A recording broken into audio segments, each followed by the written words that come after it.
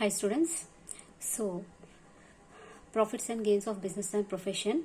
So till 11th point we have completed ma. So today we are going to discuss with the 12th point and very important point. Listen carefully. Expenditure on scientific research. So expenditure on scientific research. So first you see here scientific research carried on by the SSC himself in house. Okay, in house. Okay. So nothing but here SSC he himself he is carrying out a scientific research. He is doing a scientific research. He himself, if suppose he is doing scientific research in his house, means once you see here the research work must be related to the business of the SSC for claiming the deduction. The expenses incurred can be classified into two: revenue expenditure and capital expenditure. So here what is happening means the research which he is making, that research should related to the business only. Okay, regarding the business only he has to make the research. Okay, then only the amount which he is spending on the research, that amount will be allowed as a deduction. So here actually we have two types of two expenses are classified into two types. One is revenue expenditure, another one is capital expenditure. So first you see here revenue expenditure. All the revenue expenses incurred during the previous year are fully allowed as deduction. Nothing but the revenue expenses which are incurred during the previous year, total those expenses are allowed as deduction. For example, like cost of material used, salaries, including perquisites, rent, etc. So the following revenue expenses incurred during 3 years immediately preceding to the date of commencement of the business will be allowed as deduction for the previous year in which the business is commenced. See this point. What is the first point once you see ma? First point వినండి.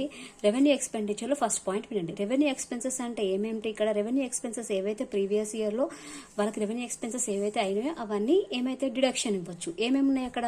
Cost of material used ఉంది, salaries ఉంది, including perquisites. Perquisites అంటే ఏంటి? Benefits, ఎంప్లాయీస్కి ఇచ్చే benefits, ఇంకా rent అలాంటివి ఉంటే అవన్నీ రెవెన్యూ ఎక్స్పెన్సెస్ అంటాం. అవి డిడక్షన్ అలౌడ్. ఇంకొక పాయింట్ ఇక్కడ ఏమి ఇచ్చింది చూడండి. The following revenue expenses incurred during 3 years immediately preceding to the date of commencement of the business. అంటే బిజినెస్ కమెన్స్మెంట్ అంటే బిజినెస్ స్టార్ట్ చేస్తుంటారు కదా, preceding to the date of అంటే బిజినెస్. ఇక్కడ చూడండి మళ్ళీ ఒకసారి. The following revenue expenses incurred during the 3 years immediately preceding to the date of commencement of business will be allowed as deduction for the previous year. అంటే business commencement అంటే business start అయినప్పటి నుంచి. Business ఎప్పుడు start అవుతుంది? మనకు ఒక certificate రావాలి, commencement certificate రావాలి. ఆ సర్టిఫికేట్ వచ్చినాకనే బిజినెస్ స్టార్ట్ చేస్తాం. ఓకేనా? సో ఆ ఎక్స్పెన్సెస్ ఏమై ఉండాలి ఇక్కడ? ఇంకర్డ్ డ్యూరింగ్ ది 3 years అంటే ఆ ఎక్స్పెన్సెస్ ఏవైతే ఉన్నాయో పాస్ట్ ప్రిసీడింగ్ 3 అంటే 3 years ఎక్స్పెన్సెస్ బిజినెస్ కమెన్స్మెంట్ అయినప్పటి నుంచి 3 years ఏవైతే ఉన్నాయో అవి allowed as deduction. Okay, so ఎలాంటివో చూడండి ఇక్కడ. Payment of salary to employees excluding perquisites. ఇక్కడ నో బెనిఫిట్స్ అనమాట. Engage in scientific research. Nothing but the employees who are engage in scientific research for them nothing but the businessman he has to pay the salaries నా those are allowed as a deduction. Purchase of material used in scientific research. Regarding the scientific research, if suppose they have purchased any material, so what they have to do? that is also allowed as a deduction. ఇక్కడ జాగ్రత్తగా వినండి అమ్మా. Nothing but business అంటే ఏంది? ఒక చిన్న business అనే కాదు, పెద్ద పెద్ద బిజినెస్ వాళ్ళు ఏం చేస్తారంటే ఎప్పటికప్పుడు రీసెర్చ్ చేస్తుంటారు. కొత్త ప్రోడక్ట్ ఇంట్రడ్యూస్ చేయడానికి ఏదో ఒక రీసెర్చ్ చేస్తుంటారు అనమాట. సో ఆ రీసెర్చ్ కూడా అయ్యే ఖర్చులు ఇక్కడ అలౌడ్ యాజ్ డిడక్షనా కాదా? అయితే ఏముంటే డిడక్షన్ అలౌడ్, ఏం లేకపోతే అనేది ఇక్కడ మనం చదువుతున్నాం అనమాట. అయితే ఇందులో మనకి ఎక్స్పెన్సెస్ 2 typesగా డివైడ్ చేసి, ఒకటి రెవెన్యూ, ఒకటి క్యాపిటల్.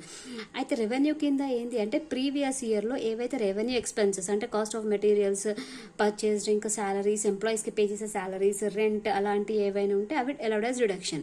ఇంకొకటి ఏమన్నాడంటే బిజినెస్ స్టార్ట్ అయిన 3 years వరకు నుంచి, అప్పటి నుంచి 3 years వరకు ఎలాంటి ఎక్స్పెన్సెస్ అయితే అయినాయో రీసెర్చ్ మీద, అంటే ఏంది? సాలరీస్, ఎంప్లాయీస్కి సాలరీస్ పే చేయాలి. అవునా? ఏ ఎంప్లాయీస్కి? ఇక్కడ రీసెర్చ్ చేసే వాళ్ళ ఎంప్లాయీస్కి అనమాట. వాళ్ళకి సాలరీస్ పే చేయాలి. వాళ్ళకి ఏదైనా రీసెర్చ్కి అవసరమైన మెటీరియల్ పర్చేస్ చేస్తారా, అలాంటివి allowed as deduction. Okay, next coming to the capital expenditure. Once you see all capital expenditure except cost of land is allowed as reduction. Total capital expenditure మొత్తం allowed as deduction, but cost of land ఒకటి మాత్రమే deduction లేదు. All the capital expenses incurred during the 3 years immediately preceding to the date of commencement of the business are allowed as reduction for the previous year in which the business is commenced. Same point ఇక్కడ ఏదైతే చెప్పినది అబ్బాయి business start అయిన 3 years business commencement start అయినప్పుడు 3 years ఏవైతే expenses అయినాయో capital ఎక్స్పెండర్స్ అవన్నీ allowed as deduction. See, when capital expenditure is allowed as deduction 100% on such assets, the assessee cannot claim depreciation. జాగ్రత్త చూడండి అమ్మా, when capital expenditure is allowed as deduction, okay, at the rate of 100%, if deduction is allowed at the rate of 100%, then the assessee cannot claim under depreciation. అంటే depreciation కింద తీయలేం.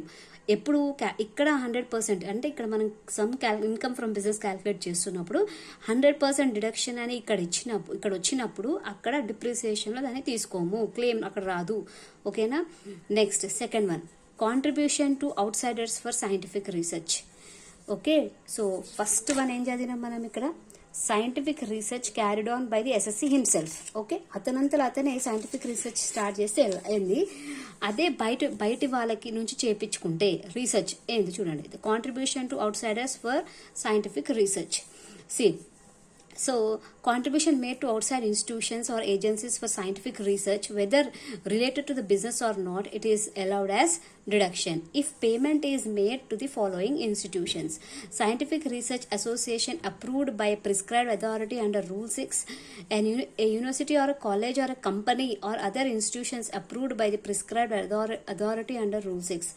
So here అంటే ఇప్పుడు అతను ఓన్గా scientific research centre అతను establish చేయలేడు, కానీ అతని బిజినెస్ గురించి కానీ లేదా ఇంకా వేరే దేని గురించి కానీ వేరే దగ్గర అక్కడ అమౌంట్ ఇచ్చి అక్కడ రీసెర్చ్ సెంటర్కి అమౌంట్ ఇచ్చి అతనికి అవసరం ఉన్నది ఏమైనా వర్క్ చేయించుకోవడం అనమాట.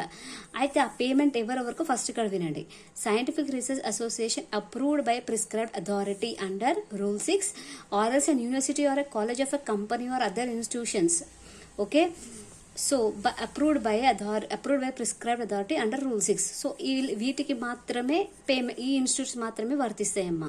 ఓకే, నెక్స్ట్ ఇక్కడ చూడండి డిడక్షన్ ఏమి ఇచ్చింది చూడండి, deduction a weighted deduction at rate of 150% is allowed. Okay, see here total deduction is how much, 150, rate of 150% means you see here if 10,000 is paid 15,000 will be allowed as deduction. అర్థమైందా? అతను ఒకవేళ ఈ scientific రీసెర్చ్కి 10,000 amount contribute చేస్తే అతనికి deduction ఎంత వస్తుందమ్మా, ఇక్కడ 15,000 deduction వస్తుంది. క్లియరా ఈ పాయింట్ కింద.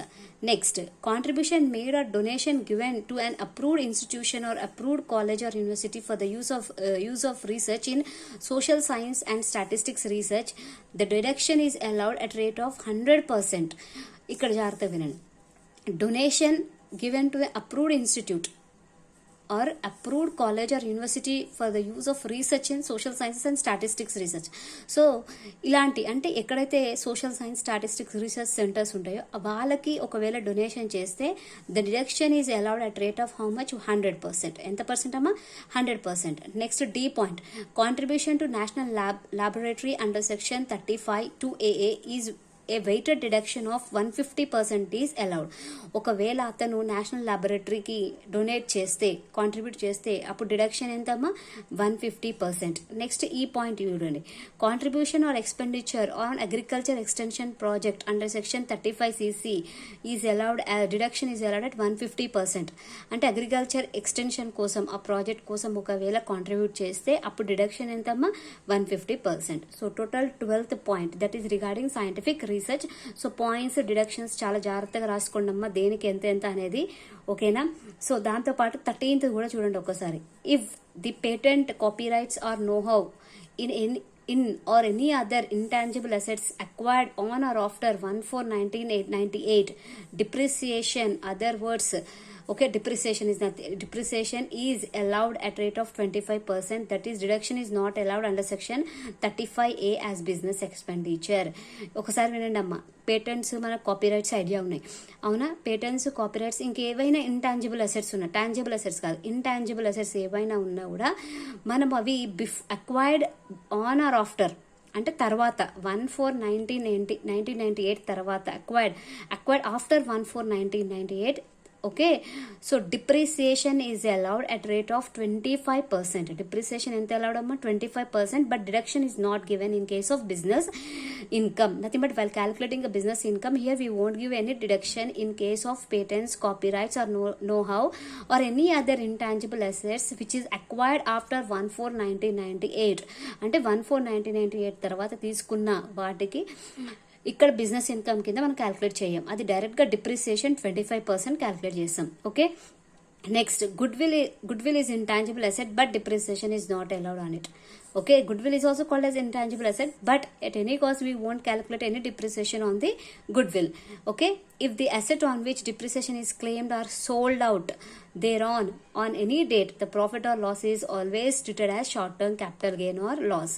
In case if any asset is sold, ఏదైనా అసెట్ అమ్ముతాం కదమ్మా, డిప్రిసియేషన్ అంతా మైనస్ చేసినాక ఏదైనా అసెట్ అమ్ముతాం కదా, ఆ డేట్కి దానికి ప్రాఫిట్ ఆర్ లాస్ ఎంతైతే వస్తుందో, ఇన్ కేస్ ప్రాఫిట్ వస్తేనేమో అది షార్ట్ టర్మ్ క్యాపిటల్ గెయిన్ అంటాం, లాస్ వస్తేనేమో షార్ట్ టర్మ్ క్యాపిటల్ లాస్ అంటాం.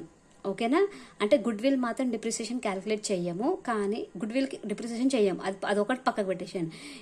ఇంకా అసెట్స్ ఉంటాయి కదా మనకి, ఫర్నిచర్ ఉంటుంది, మెషినరీ, అలాంటి అసెట్స్ ఏవైనా ఉన్నప్పుడు ఆ అసెట్స్ని మనం అమ్మేస్తే, సేల్ చేస్తే ఏం చేస్తే, సేల్ చేస్తే డిప్రిసియేషన్ తీసేసిన తర్వాత సేల్ చేసిన తర్వాత మనకి ప్రాఫిట్ వస్తేనేమో షార్ట్ టర్మ్ క్యాపిటల్ గెయిన్ కింద తీసుకుంటాం, లాస్ వస్తేనేమో షార్ట్ టర్మ్ క్యాపిటల్ లాస్ కింద తీసుకుంటాం. Okay, so 12th and 13th ఈ 2 పాయింట్స్ అయితే నోట్ చేసుకోండి. ఓకేనా.